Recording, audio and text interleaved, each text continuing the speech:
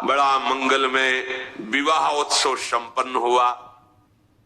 परम ज्ञानी श्री महाराज जनक जी महाराज हैं। रोज दशरथ जी विदा मांगने के अब चले, आज और रुक जाओ महाराज। उनकी विनय से फिर कई दिन ऐसे व्यतीत हो गए।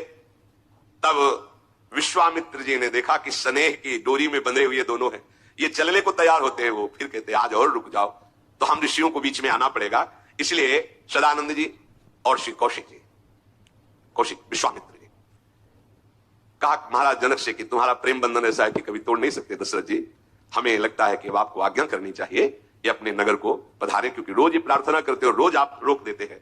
अवधनाथ चाहत चलन भीतर करहु जनाई, भय प्रेम वस सचिव सुनी विप्र सभासद राम। जनक जी ने दूतों से, सेवकों से, अपने अंगरक्षकों से कहा जाओ तैयारी करो महाराज को विदा करने की, क्योंकि ऋषियों का आदेश हो गया है। महल में जाके सूचना करो। जो ही ये सूचना महल में पहुंची कि अवधनाथ अयोध्यापुरी को जाना चाहते, तो सब विकल हो गए, क्योंकि रोज इतना आनंद, राम लखन भरत शत्रुघ्न सियाजू उर्मिलाजू मांडवी जी सुतकीर्ति जी, ऐसी महामही जुगल जोड़ी का दर्शन हो रहा है, आनंद बधावे मच रहे हैं। अब वो महाराज जाना चाहते, कैसे दर्शन होंगे? अदर्शन की भावना में पूरा रनिवास और जनकपुर एक बार शोक की सी लहर हो गई। फिर विचार किया कि ये तो होता ही है, अब तो महाराज को जाना ही पड़ेगा। तैयारी कर रहे हैं सब। महाराज जनक जी ने आदेश किया जहां जहां पहले बारात रुकी थी आने में, वहां वहां सब व्यवस्थाएं, पांडाल लगाए जाएं, रसोइयां तैयार की जाएं, कार पालकी में भर भर के, अग्नित बैलगाड़ी पे उस समय चलती थी, बैलगाड़ी पे लाद करके और अन्य वाहनों में सुंदर सुंदर भोग सामग्रियां भेज दी जहां जहां पड़ाव करने थे। सुंदर शैयाएं, सुंदर सुखद पेय पदार्थ। महाराज जनक जी ने तो पहले भी बहुत दिया था।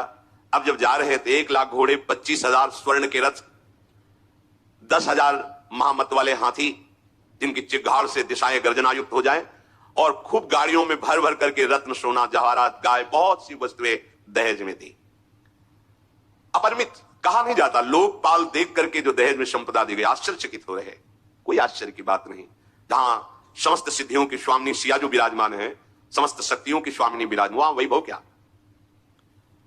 बारात चलेगी ये सुनकर अयोध्यावासी हृदय में बहुत ही विकल हो रहे, जैसे पानी घट रहा है, ये देखकर मछलियां विकल हो जाती है। माताएं सीता जी को बार बार गोद में बैठाल कर दुलार करती है, आशीष देती है। हो ये संतत पियही पियारी, चिरजीवो अहि ब्यात आशीष हमारी। तुम्हारा सुहाग अमर रहे, तुम चिरंजीवी हो दुल्हा दुल्हन। बेटी सदैव अपने पति के अनुकूल चलना, पति के मनोभाव को देख करके चलना।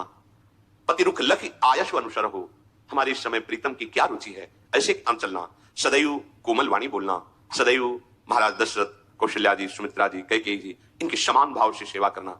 आदर के साथ अपनी पुत्रियों को पातिव्रत धर्म का उपदेश कर रही है। आदेश हुआ विश्वामित्र जी का कि चारों भाई महल में जाओ और वहां से अनुमति लेकर अयोध्या नगर की तरफ प्रस्थान किया जाए। जब यह सूचना पहुंची कि सावधान, अयोध्या नरेश महाराज दशरथ के पुत्र, सर्व विजयी, शिव धनुष भंग करने वाले, सिया जी का वरण करने वाले भगवान श्री राम महल में पधार रहे हैं, नगरवासी दौड़ पड़े, फिर भगवान के दर्शन का सुख ले रहे। ये श्याम गौर जोड़ी, श्याम राम जी, गौर लखन जी, श्याम भरत जी, शत्रुघ्न गोरे, ये चारों जैसे गज शावक ऐसे मस्ती से पधार रहे महल में। माताओं ने जब भर नेत्र इनको देखा तो आज सुख नहीं हो रहा, दुख हो रहा है।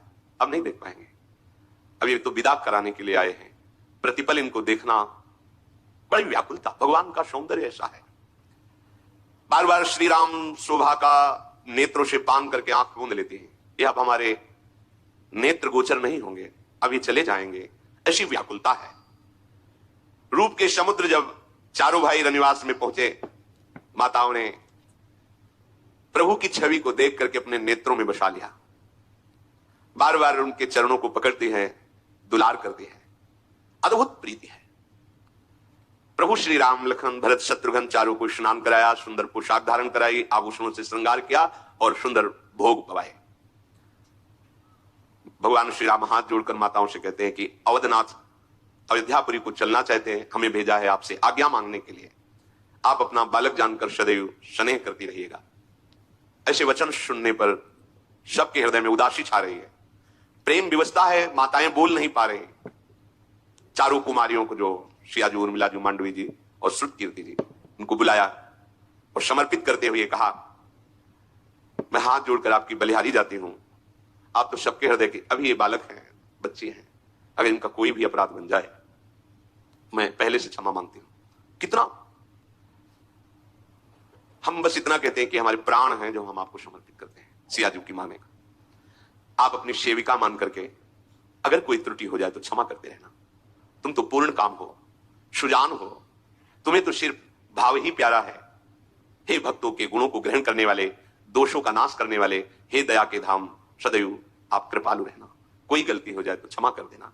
तुम परिपूर्ण काम जान शिरोमणि भाव प्रिय, जन गुण ग्राहक राम, दोष दलन करुणायतन, अस कही रही चरण गहिरानी, प्रेम पंक जनु गिरा सिरानी। ऐसा कह के चरणों में लिपट गई। अब वाणी बोल नहीं सकती। जैसे प्रेम पंख में कोई फंस गया, दलदल में फंस जाए तो निकलना असंभव, ऐसे प्रेम पंख में फंस गया हृदय। भगवान की प्रेम पंख में हृदय फंस गया। प्रभु हाथ जोड़कर बहुत सम्मान करते हुए माताओं को, जो सियाजू की माता है, संतुष्ट कर रहे हैं। और आप आज्ञा कीजिए। बार बार प्रणाम करते हैं, बार बार आशीष देती है। जीव ही लिवा के चले, 4 कदम चलने पर फिर सियाजू मुड़ती तो दौड़कर माता गले से लग जाती, फिर दौड़कर लग जाती। कई बार ऐसा हो रहा है। अपार प्रीति है। सखियों ने माताओं को पकड़ लिया, जाने दीजिए। उस समय जो दशा हो रही है माताओं की, मानो सबके अंदर प्रेम विवशता छा गई है। ऐसा लग रहा है कि जनकपुर के इस रनिवास में करुणा ने डेरा डाल दिया है, विरह जनित। जानकी जी जो सुख सारिका को पाल रखा था,